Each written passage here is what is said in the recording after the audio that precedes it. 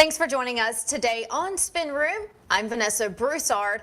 Today, a Utah doctor is cleared of charges that could have landed him 35 years in prison. Dr. Kirk Moore was accused of throwing out $28,000 of COVID vaccines and giving children saline shots instead. The Biden DOJ went after him. The Trump DOJ has cleared him. The DOJ cleared him over the weekend, just 1 week after his trial started. AG Pam Bondi posting this on Saturday. At my direction, the Justice Department has dismissed charges against Dr. Kirk Moore. Dr. Moore gave his patients a choice when the federal government refused to do so.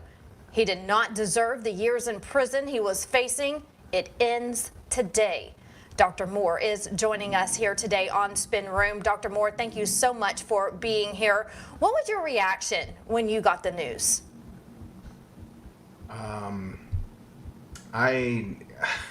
It's hard to explain, Vanessa. I kind of, my attorney called me and said, hey, who's with you? And I said, my mom is here right now. We're just talking. It was early in the morning. It was 8:30.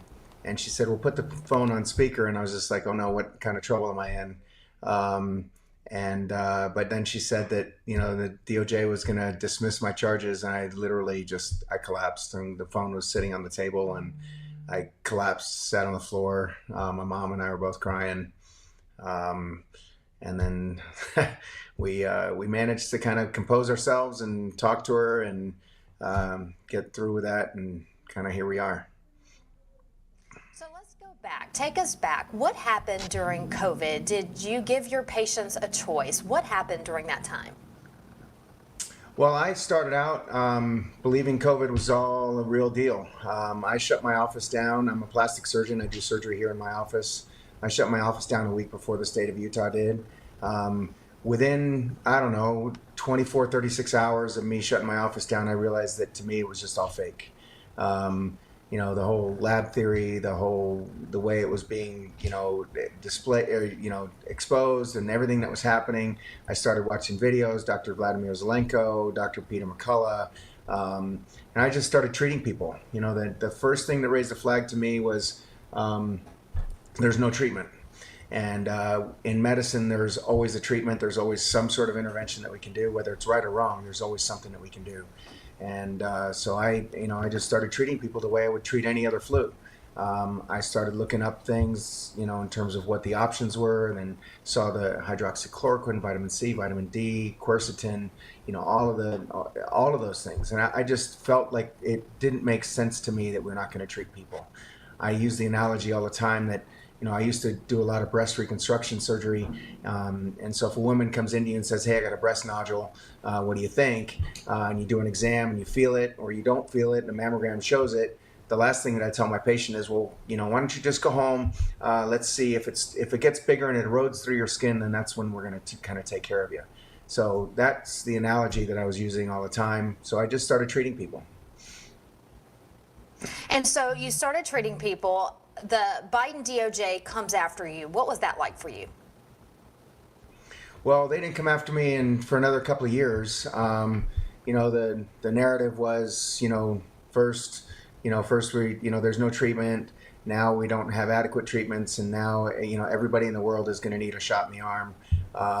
I'm semi-skeptical of vaccines in the first place, and so when I saw that, you know, nothing's going to get back to normal until we have a shot in everybody's arm on the face of the earth, I knew that there was that was the second thing that just didn't make any sense to me. So I kind of just continued to do what I was doing. I was back to work. I wasn't really making any waves. I wasn't doing anything. Well, I lost my hospital privileges because I wouldn't wear a mask when I was in the ER taking care of patients. You know, just like I said, just kept going, kept treating people, kept taking care of patients. But then when the mandates came out, so the vaccine was available pretty much January of 2021, and then the mandates started coming out, you know, May, June. So I signed up to become a vaccine clinic, and just started giving people an option for, you know, getting a COVID card in order to, you know, to kind of participate in society. You've never seen this before. You know, it would have been a HIPAA violation 5 years ago, or not 5 years ago, but 10 years ago, it would have been a HIPAA violation for you to ask somebody to, what's your vaccination status, But then, 5 years later, 6 years later, now all of a sudden it's like, the way the world works now by showing your papers. It's kind of like we're back in Nazi Germany, show me your papers when you're walking up and down the street. So I knew there was something wrong there. And so I just said, hey, look, and it started with kids, because kids were going back to school or getting ready to go back to school, and and everything else. They started demanding that kids over the age of 12 be vaccinated to go to school. Then the ones that are under 12 were required to still wear a mask, and it was so unconstitutional. It was so antithetical to anything that we've done in medicine. Wearing a mask to prevent you from getting COVID is like putting up a chain link fence around your house to keep mosquitoes out. So I just started offering, vaccine cards to patients that were coming in. They knew who I was. They knew what my history was. They knew what I believed in. And so they were coming to me. We didn't advertise. We didn't, we're not telling people to come to us. We never had anybody that came to us that wanted an actual COVID shot. So the government stating that, that I was keeping people from having a COVID vaccine when they wanted it is just an outright lie, like all the other lies that we've been told here in the last 5 years.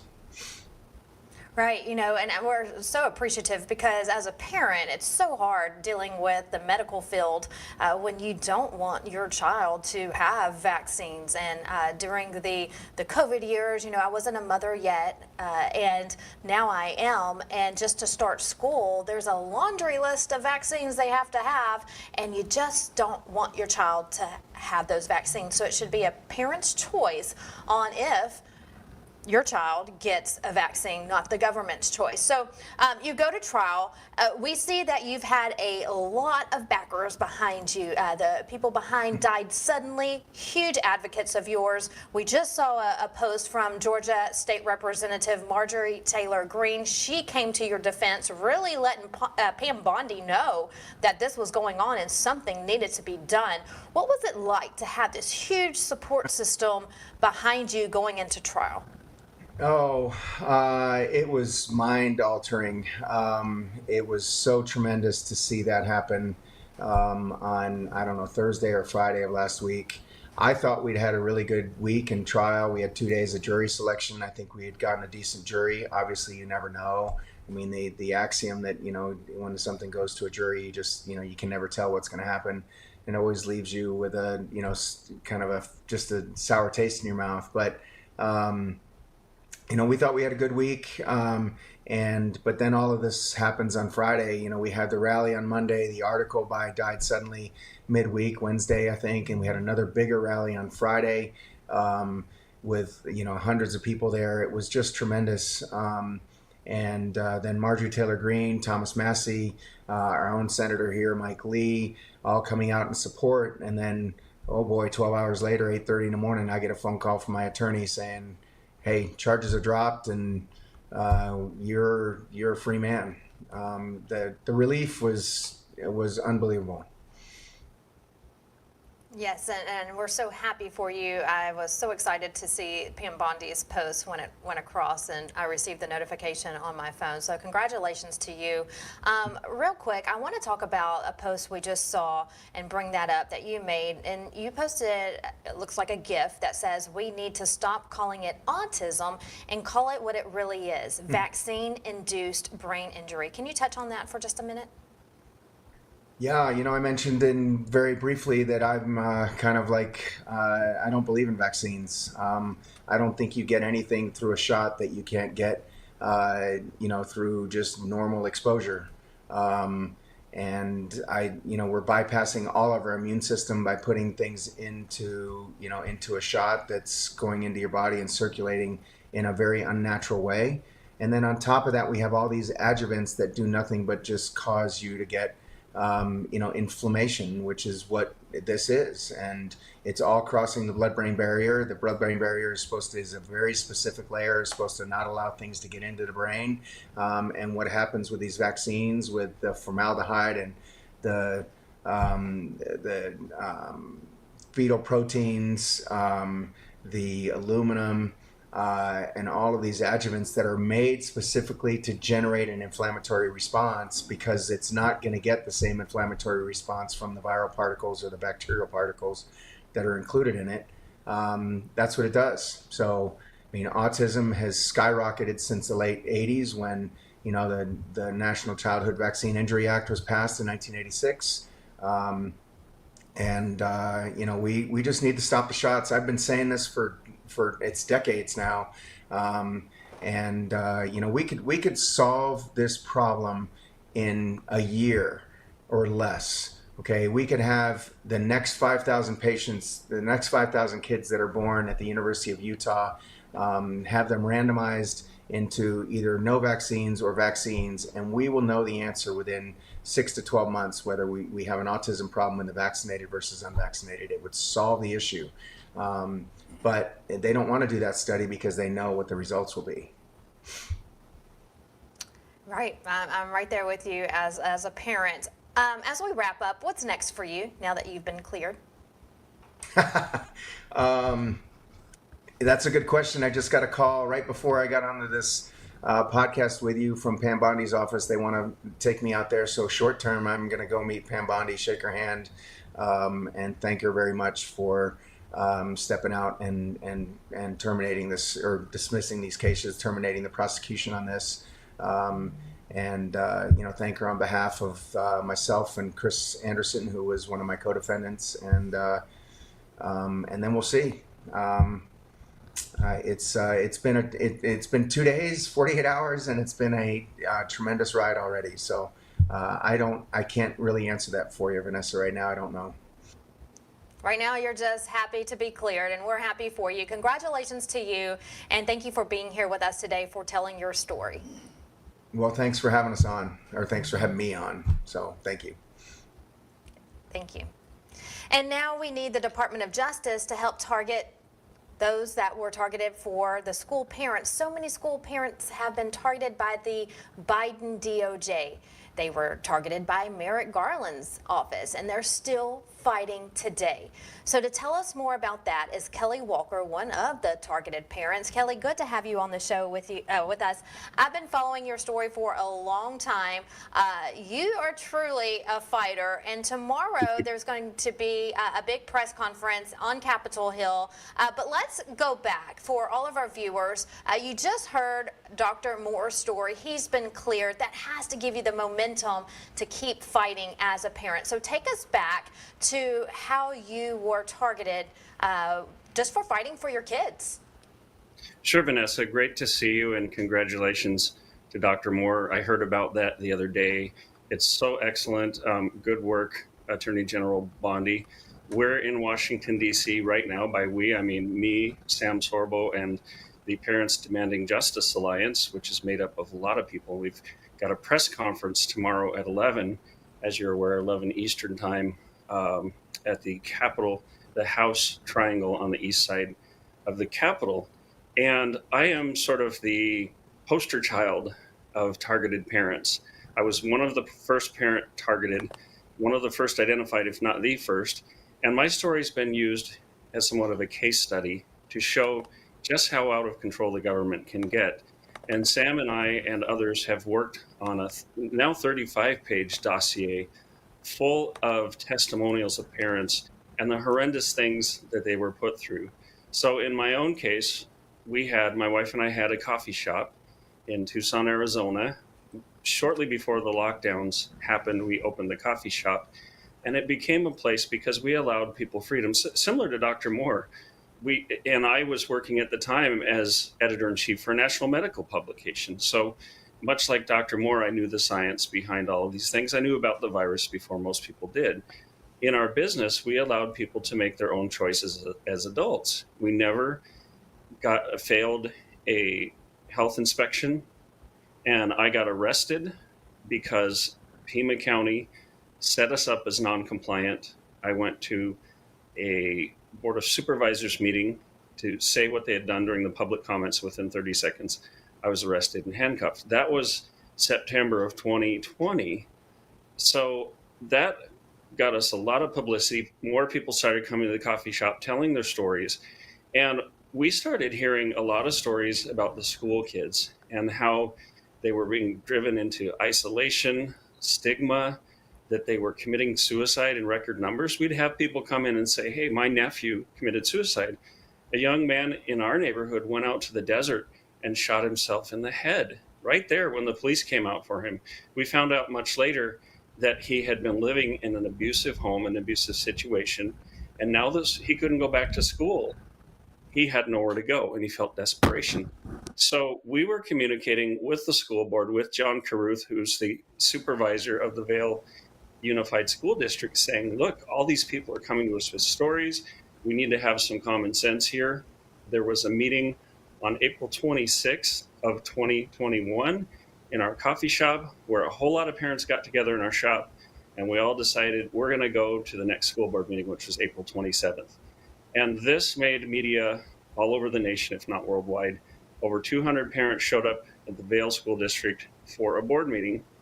I was the first one in with some other guys. They tried to keep us out because we refused to wear masks. And finally, we stood our ground. They designated a room for us dirty non-maskers.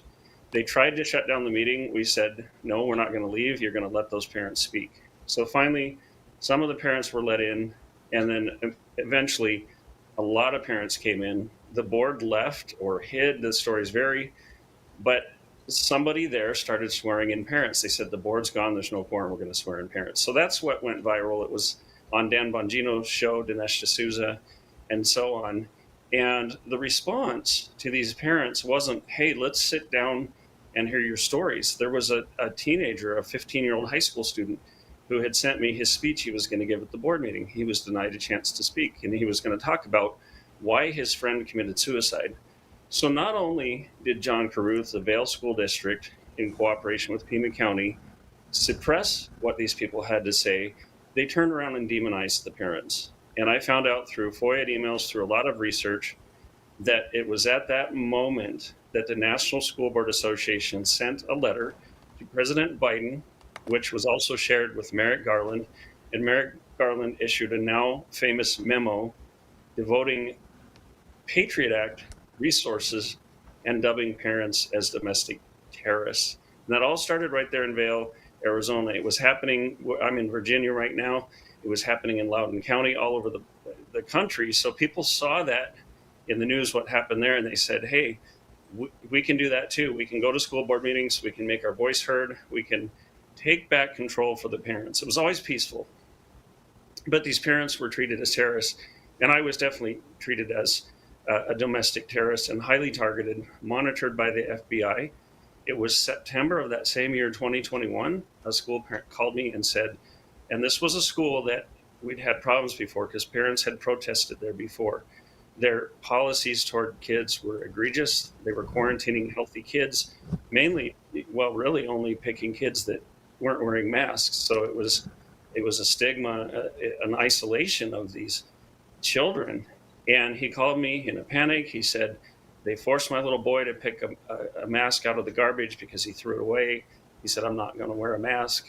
He's sitting in, this was the second little boy who did this, sitting in the principal's office saying, I'm not going to wear a mask. He said, I'm really angry. Come here, witness what's happening. I'm going to call the police. I need you to keep me calm. I want you to witness what's happening. So we literally, and I asked another father to come, and we literally sat in an office meeting. He called the police. The Tucson police refused to come out. They said, you're probably right, because he said, my son's been abused. They said, you're probably right, but it's too controversial. We're not coming out. So I called then State Senator Kelly Townsend. I called the sheriff's department, and I said, what should we do for this father? They said, get the documentation from the county because he has the right to appeal to Superior Court, and then ask him to leave. It's best if you leave, which is exactly what I did. Well, 3 days later, the police showed up at my house, 5 Tucson police officers to deliver a paper ticket for misdemeanor 3 trespassing. 5 officers. And the outcome of that, I'm skipping a lot of the elements of the stories, was the other 2 fathers got let off with plea deals and $250 fines. Me, because I had a voice and a platform, I got sentenced to 100 days in jail and $10,000 in fines. They went after our children. The story is all in this dossier. I'm going to release a redacted version. And my story is just one among many parents. And you'll read these stories and you'll say, look, I don't care what party you're affiliated with. This is an abuse of human rights. This is an abuse of something that's fundamental across cultures and even in nature. Even animals protect their children, right? And the result of this was that there were no federal arrests, there were no incidents of violence. However, the DOJ and Merrick Garland, they had FBI agents monitoring people. They surveilled me in private, behind the scenes, but also they came into my coffee shop. All of these parents were treated as enemies of the state. And what they did was very sneaky because they worked with local school districts, cities, and states to get some of these parents prosecuted. There was a school mom in Sahuarita, Arizona, who did the same thing this father did, said, I'm not going to leave until you give me documentation and the reason why. She had a legal right to that.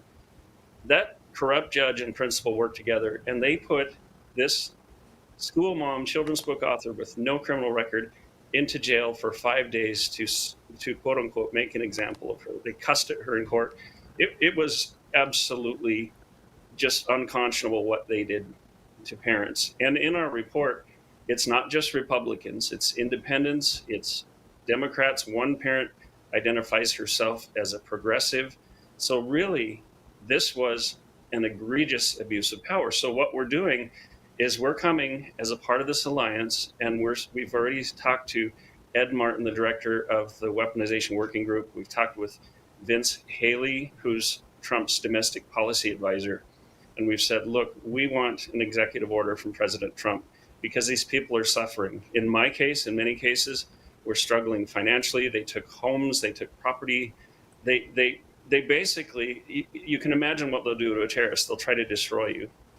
There's a warrant out for this school mom's arrest who went to jail. And why is that? Well, it's because she refused to write a letter of apology to the principal for making her and her family's life hell. And by the way, they not only arrested and handcuffed the mom and her husband, but the teen daughter. Can you imagine arresting a minor student and putting handcuffs on them? And it was all for the sake of intimidation. Well, I didn't get intimidated. I took action. I went to Congress. I wrote an email to Jim Jordan and several other congressmen. They responded. Last year, Seek Smith of Mom Army and Dad Army and several of us went up to Washington, D.C. to meet with these congressmen. And now we had the opportunity, thanks in large part to Sam Sorbo, to talk to Vince Haley, to talk to Ed Martin. And we have a whole new administration who's treating us like human beings. And we've talked very openly about an executive order and restitution. And the restitution is not reparations. These are very specific damages to specific people. And the principle is that we need to restore these people to the level of life, liberty, pursuit of happiness, and property that they were at before their own government went to war against them. So none of these parents are looking to get rich. They're not wanting to game the system. But because of what was done to them, and you'll read the stories when I release this version, because of what was done to them, they continue to try to put their lives together. Their reputations are ruined. We moved. We were turned down to rent an application because they have a so-called criminal history. So that's kind of the story in a nutshell. My story is one, but it starts to meld in with others. So that's what this press conference is about tomorrow. We're very optimistic and confident that President Trump is going to do the right thing. Well, I appreciate you telling the stories. Parents need to know just, a couple of stories that you told us. And I know, Kelly, there's plenty more of just the battle that parents face when sending their kids to school. And, it's similar to the doctor's story that we heard earlier, but just in another sense. And so you put out a response to Pam Bondi on X after Dr. Moore was cleared, and you basically said that this was great and that we need to do the same for these parents who have been targeted too. So you have this press conference tomorrow. We have about 1 minute left. Kelly, can you please tell us, I know LindellTV, we will be there fighting for you. We have been all along the way. In about 45 seconds, can you tell us about that press conference, what time and where exactly tomorrow? Yeah, absolutely. And I spoke to Mike just today, and thank you to Andy Ogles, Representative Andy Ogles. Representative Andy Biggs is going to be there as well, and he knows my story very well. His sister lives in Tucson. I've talked with Andy on several occasions, so he understands the issue. Eli Crane, unfortunately, can't be there. He's been very supportive. The press conference is, we're going to have several people speak, from Moms for Liberty, Moms for America, Mom Army, Dad Army, a whole lot of different people. We also have 3 parents, if you include me, who are going to speak for a few minutes to talk about their stories and to talk about what's happened. And I really like the way that Representative Ogles has positioned this press conference. He's the sponsor. You need to have a sponsor to meet, have an official meeting at the Capitol. But he's gone very positive with this. Look, Sam Sorbo says President Trump, and I think this is brilliant, President Trump is the parent in chief. It's very true. We believe President Trump cares. So, and Representative Ogles is coming up with this idea, or coming forward saying, we're very positive. Thank you, President Trump, because we have talked to Ed Martin. We went, Sam and I and Lisa Ricard from Andrew Magazine were invited into the White House, into the West Wing. We talked to Vince Haley. We really believe President Trump is aware of this. We believe he's going to do the right thing, because this is all about families, which are the fabric of this nation. And we can never again have parents persecuted by a weaponized government because they care for their children. There was no instance of violence. None of these parents did anything wrong. Merrick Garland admitted that there was no justification for this. The NASB came out with an apology. So what we need now, this press conference is directed at the public, but also at the president, to say, please see the stories of these parents. Please help them, restore them so that they can enjoy the American dream again. And not only that, as Sam Sorbo says, these parents deserve honor, because they stood up when it was the most difficult, and they stood up for kids. Thanks for having me. Yes, and we are so proud of you. Yes, of course. And Kelly, we'll be there at the press conference tomorrow, and we encourage all of our viewers to join us there as well. And so good to have you here with us. Always a pleasure, and keep on fighting. We'll see you soon. Thank you. Thank you. And we're just getting started here on Spin Room. Much more news to come. We'll head to Washington, D.C. next and get a live report, the latest on Epstein's list and the auto pen scandal. Stay with us. That's next.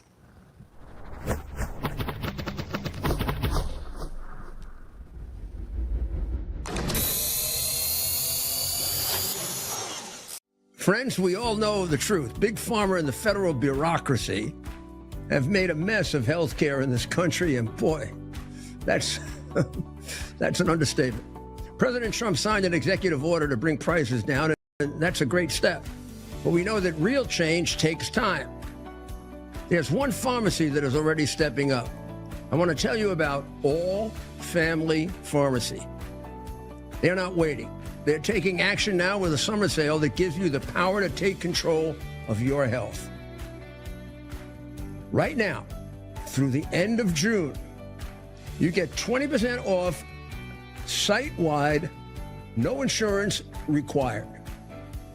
Did you hear that? 20% off site-wide, no insurance required. They work with licensed doctors in all 50 states, and they ship fast straight to your door. Whether it's ivermectin, hydroxychloroquine, methylene blue, antibiotics, emergency kits, or your daily prescriptions, this is a time to stock up. If you believe in medical freedom, if you're tired of waiting for someone else to fix things, do what I do. Take action. Go to allfamilypharmacy.com/Lindell and use promo code Lindell20, Lindell 20 for 20% off your entire order. That's allfamilypharmacy.com Lindell. Promo code Lindell20. Let's protect our families, defend our freedom, and make America healthy again together. With everybody talking about making America healthy again, I thought today'd be a great day to talk to all my fellow patriots about the importance of making your homes healthy again. Well, we have proudly partnered with airwaterhealing.com and their revolutionary whole home air purification system. The V3 from Air Water Healing does 3,000 square feet of purification, It eliminates dust, mold, viruses, and odors. But here's the part I love. They require no filters to ever be changed and virtually no maintenance. Whether you suffer from asthma, allergies, seasonal bronchitis, or just want to protect your family from the flu or even greater threats, don't wait to get your V3 from airwaterhealing.com today. Use code Lindell for 20% off in savings and free shipping. That's promo code Lindell at airwaterhealing.com.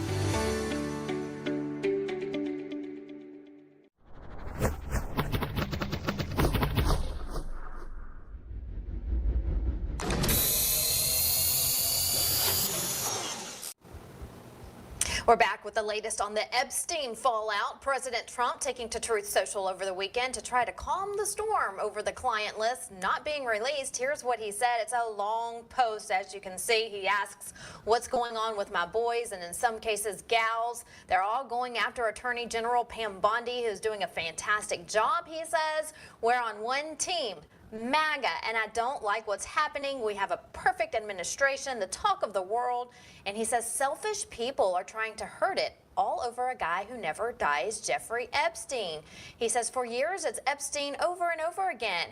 And so he says that they created, and when he says they in his post, he's talking about Obama, crooked Hillary, Comey, Brennan, the losers, he says, and criminals of the Biden administration created the Epstein files, just like they created the fake Hillary Clinton Christopher Steele dossier that they used on me, and now my so-called friends are playing right into their hands. He says they haven't given up on JFK, Martin Luther King Jr. files, and he says no matter how much success we have had securing the border, deporting criminals, fixing the economy, energy dominance, a safer world where Iran will not have nuclear weapons, it's never enough for some people. So he goes on and on about what the DOJ is going to be focusing on, and that's voter fraud, political corruption, Act Blue, the rigged and stolen election of 2020, and arresting thugs and criminals. He says, let Pam Bondi do her job. She's great. He goes on to say the 2020 election was rigged and stolen, and he said they tried to do the same thing in 2024. And he says that's what she is looking into as AG and much more. So now there's new information also since that post that Epstein's counterpart, Ghislaine Maxwell, wants to talk from jail. No complete confirmation on that. General Flynn's response to President Trump's post is this: President Trump, please understand the Epstein affair is not going away. If the administration doesn't address the massive number of unanswered questions about Epstein, especially the abuse of children by elites, it is very clear that abuse occurred, he says. Then moving forward on so many other monumental challenges our nation is facing becomes much harder. Trust was deeply violated by both Joe Biden and Barack Obama that your administration must be above reproach. And never forget, he says, anyone who causes these little ones to stumble, it would be better to have a millstone hung around their neck and to be drowned in the depths of the sea. We cannot, he says, allow pedophiles to get away. I don't personally care who they are or what elite or powerful position they hold. They must be exposed and held accountable. So that was General Flynn's response to President Trump's post. Well, Turning Point USA held its annual Student Action Summit over the weekend, and Epstein was brought up several times on the stage. So here's reaction from Tulsi Gabbard and Roger Stone. Take a listen. The road ahead will not be easy.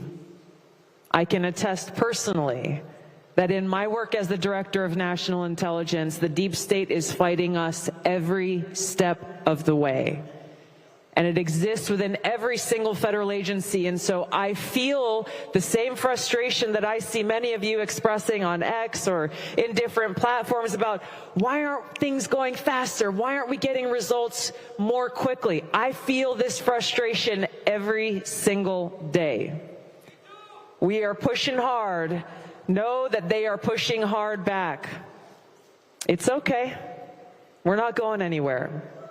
We're here to fight for you and to fight for the red, white, and blue that's behind you.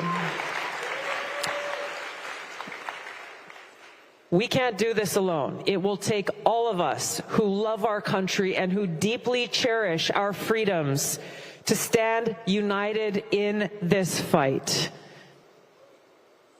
It's going to come with hardship and sacrifice. As you know, it comes with name-calling and smears and lies and attacks. But here's the beautiful thing, is the harder they push back, the more smears and lies that are published in the Washington Post and the New York Times and the Atlantic and many others, the more we know that we are exactly on the target. When Kash Patel, our FBI director, tells us that there are no records, even though we know and we saw with our own eyes that DVDs and hard drives were taken from Epstein's home in both New York, his ranch in New Mexico, and his island, he's telling us the truth. That's because I believe that evidence was destroyed by Christopher Wray and the Biden Justice Department. With more on this, let's bring in White House correspondent Allison Steinberg. She is live there in D.C. Allison, this isn't going away. Americans want justice for the victims. What can you tell us? Yeah, they sure do. And it's, I think, a little unfortunate to see the response that we've gotten from President Trump. I know a lot of MAGA had very high hopes that he would address this. He even mentioned it on the campaign trail, as many have pointed out. And so we were hoping for him to deliver hugely in this regard. Unfortunately, we haven't really seen that. The DOJ has been a bit of a letdown as far as bringing this issue to light is concerned. They seem to have just said, you know, this is what happened. Epstein did indeed kill himself. There is no list, nothing further to see here. Case closed, end of conversation. But that is not sufficient for MAGA, because we know there is so much more to this. We know that things are not really adding up. And so we are concerned at this point. I think I speak for many when I say that we had high hopes that President Trump would drain the swamp. He has sort of become his, campaign slogan. But we don't feel like that is happening at this point in time. And it's very upsetting, because we did have high hopes for his DOJ to go after these swamp creatures. And at this point in time, I don't think that's being done, unfortunately. Now, with that being said, there are calls growing for Pam Bondi to resign because of the inaction from her. Lots of people are very upset, and I think rightfully so.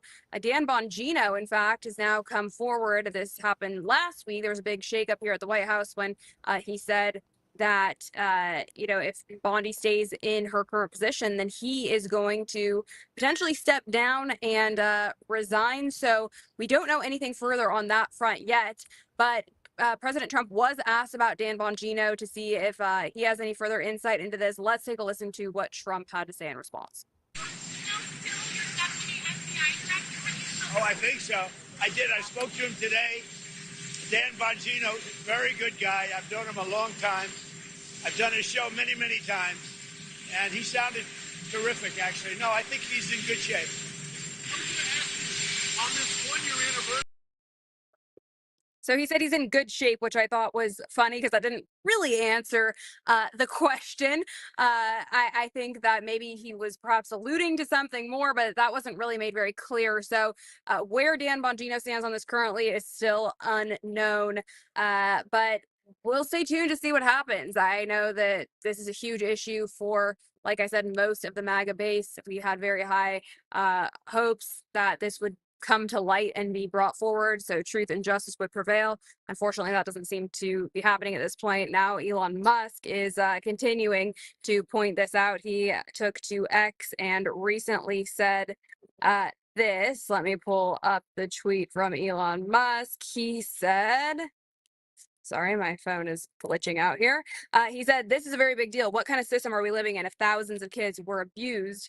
The government has videos of the abusers, and yet none of the abusers are even facing charges," which is a very legitimate point, right? He does have a valid stance there, I think. So I don't know, will we ever see justice? Maybe something is being worked on behind the scenes, as Tulsi Gabbard sort of alluded to in that clip that you played, and we just can't know about it at this point in time. But it is my hope and my prayer that this issue does get resolved. We do see truth and justice prevail here, because I do think it is a big enough issue to divide the MAGA base if we don't get answers, and it could potentially very negatively impact the upcoming midterm. So it's a critical point. I really hope that we see some real answers that aren't seemingly sweeping the issue under the rug like we have seen so far. And Allison, as was mentioned too, Epstein's counterpart claims that she wants to talk now, now that President Trump sent out that Truth Social post saying that she's ready to reveal the truth. What have you learned about that? Yeah, she says she's ready to come forward and discuss this, which, you know, if that's the case, then I welcome her to do so. I don't know how much credibility she has, or if we could take anything she says really seriously. I guess take it with a grain of salt, right? But if anyone's willing to speak out on this issue at this point in time, now would be the time to come forward. Steve Bannon, in fact, said at the Student Action Summit over the weekend that he did an interview with Jeffrey Epstein and would be releasing that interview, I think, in 2026. Not in the immediate future. I forget what date he said specifically, but it wasn't in the immediate future. So my point is here, if we have further information, if there's others speaking out on the issue, if we have unseen video footage, now would be the time to come forward with that. I think we need to hear, you know, both ends of the spectrum to weigh this out properly and really get to the bottom of this. Because why would Ghislaine Maxwell be serving a prison sentence right now if, you know, she wasn't an accomplice to this whole situation? It just makes no sense and nothing's adding up. So I personally would like to hear from Ghislaine if she's going to speak out.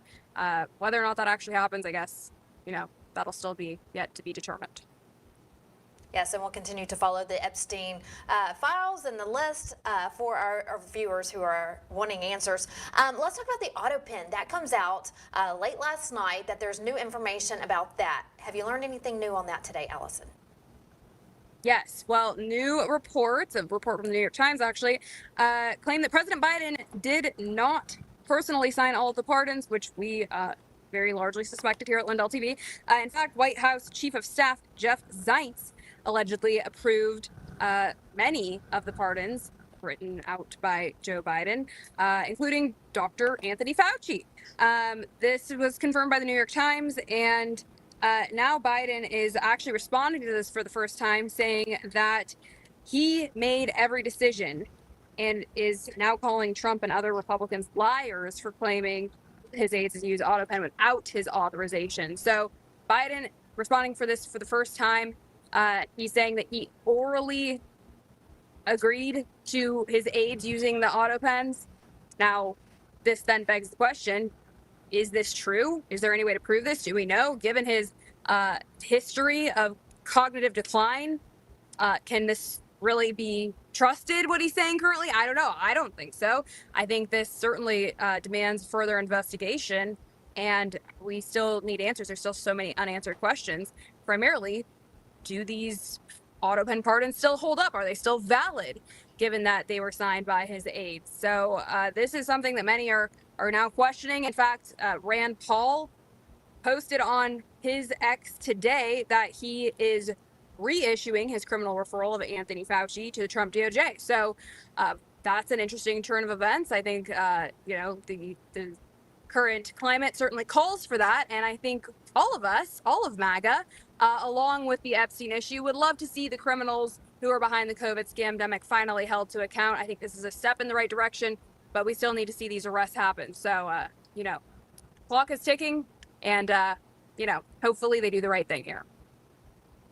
Yes, and you know, again, we're only now 7 months in, almost 7 months into the Trump administration. He has had so many successes. I know they're working hard to get to the bottom of the AutoPen scandal. It was first reported on LindellTV, I believe, last year, and so it wasn't, you know, until LindellTV again asked a question in the press briefing, and then it just took off.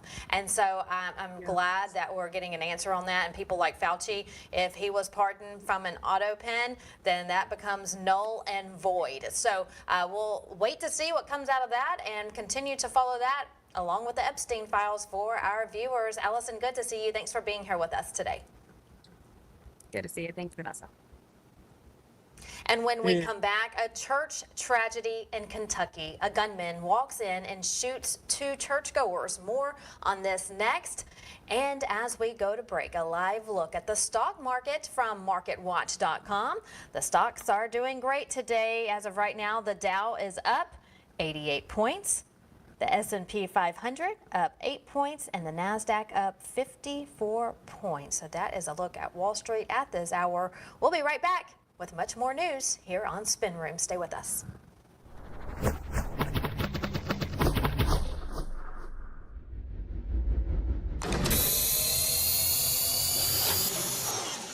Swollen limbs, joint pain, inflammation, skin aging, and cognitive decline. These are just a few of the awful side effects that you can experience due to poor blood circulation. And popping ibuprofen is not a solution to the pain. It's only temporary relief, and it's only masking the true problem, which is inflammation. Researchers are saying to add this Antarctic super nutrient to your diet. I'm talking about omega-3 fatty acids, but not just any form of omegas. These particular omega-3 fatty acids are sourced from wild-caught krill. Has been shown to support healthy blood pressure, circulation, brain health, as well as reduce inflammation, swelling, and joint pain. For a limited time, you can grab Native Path Antarctic Krill Oil for up to 66% off plus free shipping.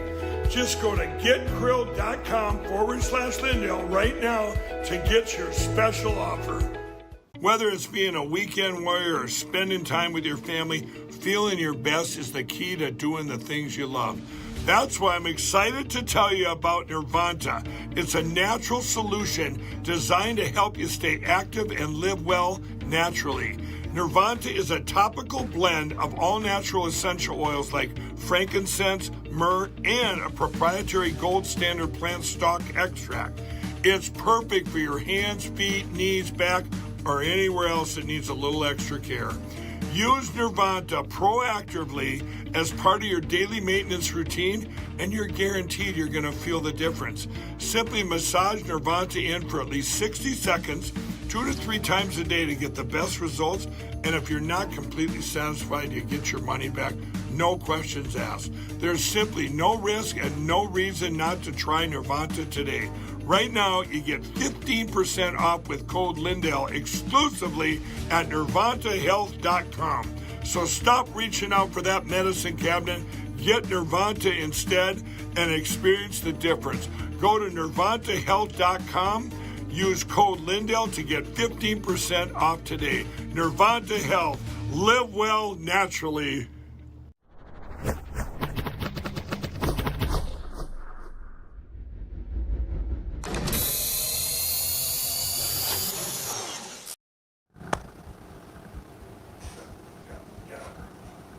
And we're back with heartbreaking news from Lexington, Kentucky, where a violent rampage unfolded in 2 linked incidents yesterday afternoon. It started when a Kentucky state trooper stopped a car for a normal traffic stop. The driver, according to police, identified as 47-year-old Guy E. House, shot the trooper twice, then fled. The officer survived. Police say House carjacked another vehicle and drove to Richmond Road Baptist Church, asked for the mother of his children, was told that she wasn't there, and then opened fire. We have a picture of that house where it happened. 2 women were killed, 72-year-old Beverly Gum and 34-year-old Christina Combs. 2 others were critically injured, including the pastor. Police responded quickly and returned fire on House, killing him. House has a lengthy criminal record, and it was for him. He was scheduled for a domestic violence hearing today, which involved the mother of his child. Now to Texas, where more rain is dampening recovery efforts from the July 4th floods. Over 130 people are now confirmed dead. 160 are still missing. Among the dead, 36 children. As funerals are being held, rescuers and volunteers are still out along the Guadalupe River trying to find victims so families can have closure. The area has seen more rain in the past few days, again including today, and new alerts have been sent out for vacationers and residents there to be on alert for possible rising river levels.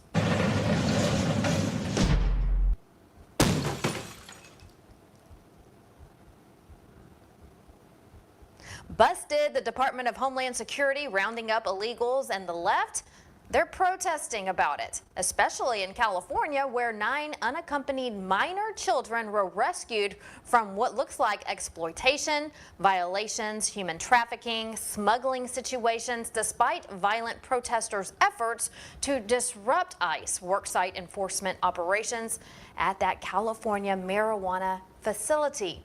And the FBI has issued a $50,000 reward for information leading up to the conviction of an unknown subject who appeared to fire a pistol at federal law enforcement officers there. Dozens of illegal workers were arrested. Here's more from President Trump and Kristi Noem. And what do you think the penalty should be for these people who are, if they are found guilty, for people Very who stiff. shoot at ICE officers? Very, very stiff. Very stiff. A long time in jail, a long time. And one got hit yesterday in the neck. And he fortunately is going to be okay, but he got hit yesterday in the neck.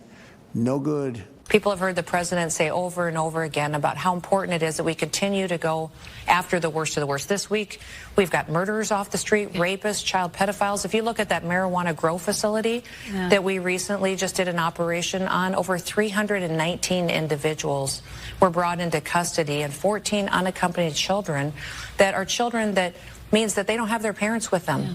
They're working in a facility where they could be exploited, trafficked, maybe sex trafficked, and then we've got individuals there who are working at the same facility who are creating, distributing, and taking advantage of children for child pornography. So this is something that President Trump has taken seriously, is protecting children. And criminal employers who knowingly undercut legitimate businesses by hiring illegal labor can also expect to face charges. They are coming after those employers as well. Turning back to Washington, Jill Biden's senior advisor, Anthony Bernal, is expected to testify before the House Oversight Committee tomorrow as part of a GOP-led investigation into former President Biden's mental fitness. Anthony Bernal served as a senior advisor, a senior aide, that is, to then First Lady Jill Biden, and was widely described as one of the most influential figures in the administration. He actually earned the nickname Jill Biden's work husband.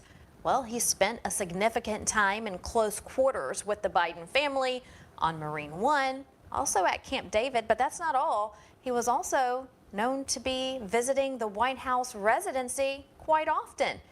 He was subpoenaed after skipping a voluntary interview scheduled for June 26, and now James Comer wants his testimony. And again, that's taking place tomorrow. Also taking place tomorrow, President Trump is set to host a roundtable in Pittsburgh, Pennsylvania. That will take place around 2:30 p.m. Eastern Time, and we'll follow that for you as well and bring you the coverage right here on Spin Room. Also coming up, big news for the president. We love this one. It's been announced that President Trump will return to the United Kingdom in September. He will be there, and it will be his second state visit. It's scheduled for September 17th through the 19th, hosted by King Charles III at Windsor Castle. The visit marks a historic occasion. No U.S. president in modern times has been granted 2 full state visits to the UK. Trump first held one in 2019 under Queen Elizabeth II. And as we start to close out the show today, we want to bring you our Bible verse of the day, and it comes from the book of Matthew. It says this: Jesus said, "And when you are praying, do not use meaningless repetition as the Gentiles do, for they suppose that they will be heard for their many words. So do not be like them, for your Father knows what you need before you ask him." That's a very good verse for today. And as we end the show, we want to remind you to support Mike Lindell. You can go to mypillowtrial.com. mypillowtrial.com. Also, you can go there and know that every dollar amount helps. You can donate $5, $10, $20 or more. It's his Mike Lindell Legal Defense Fund as he continues to battle for free speech and to secure our election in the future. Support to Mike Lindell. Go to mypillowtrial.com. Give today if you can. Mike Lindell has helped so many patriots over the years. Now it's our turn to return the favor when Mike Lindell needs it, and he needs it now to continue his fight. As you know, they're trying to silence him, but Mike Lindell will never be silenced, and it's because of people like you that he's still going strong. So go to mypillowtrial.com and you can see the buttons there.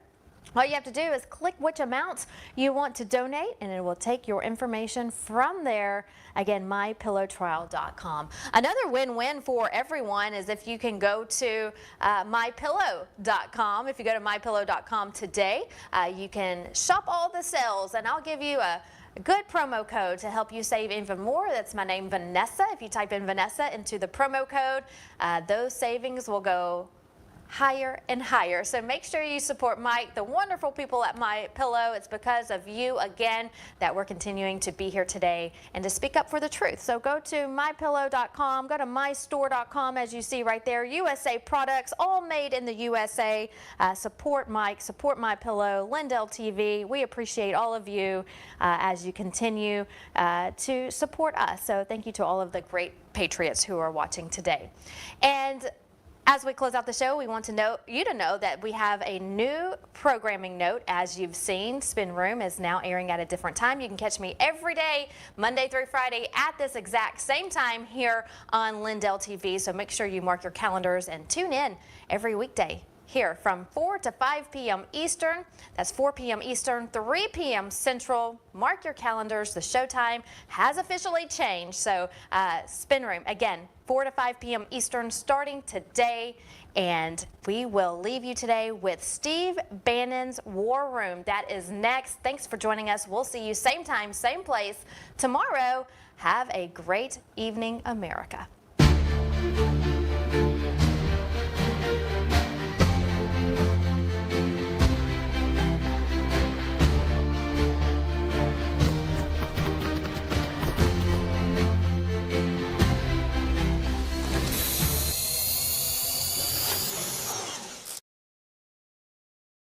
With everybody talking about making America